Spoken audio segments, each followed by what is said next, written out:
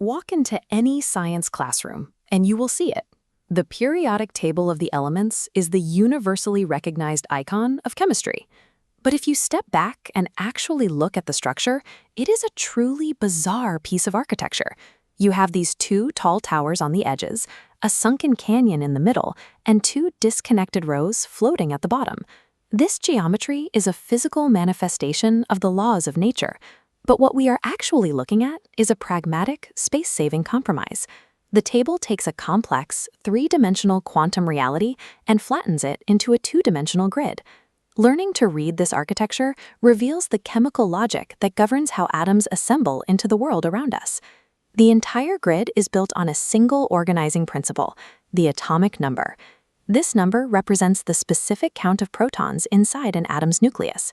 This diagram shows how we read the table, moving from left to right. We start with hydrogen at 1 and count sequentially to 118. Every time a new row, a period, starts, a new electron shell begins filling.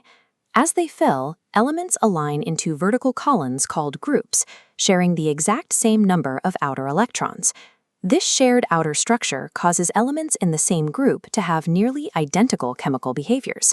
It is exactly why the alkali metals in Group 1 all react violently when they are dropped into water. The shape of the table is dictated entirely by how electrons arrange themselves in space, linking invisible physics with observable chemistry. That logic brings us to the most glaring anomaly on the poster, those two floating rows at the very bottom, known as the F block. Despite appearing disconnected, these elements are not separate from the rest of the table. The standard grid physically splits open between groups 2 and 3, and the F block wedges into that gap. This realignment creates the restored format 32-column periodic table. The F block is usually cut out and dropped below purely for convenience, saving horizontal space to fit a standard piece of paper.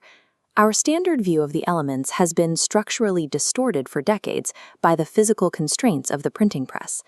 Forcing the messy realities of nature into a perfect grid inevitably creates structural compromises.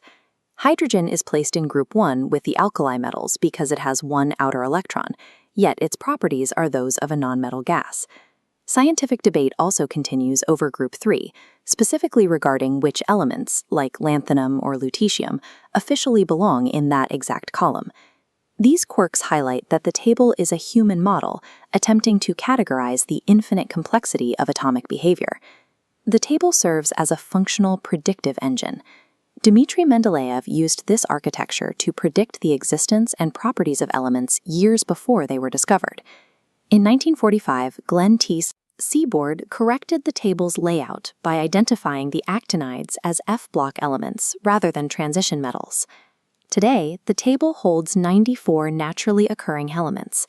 83 are primordial, surviving since the Earth's formation, while 11 more exist only as products of radioactive decay. These are joined by 24 highly unstable synthetic elements at the far edge of the grid, created entirely in laboratories. As physicists create new matter beyond element 118, the architecture already dictates their positions, acting as a structural framework for matter we have yet to see.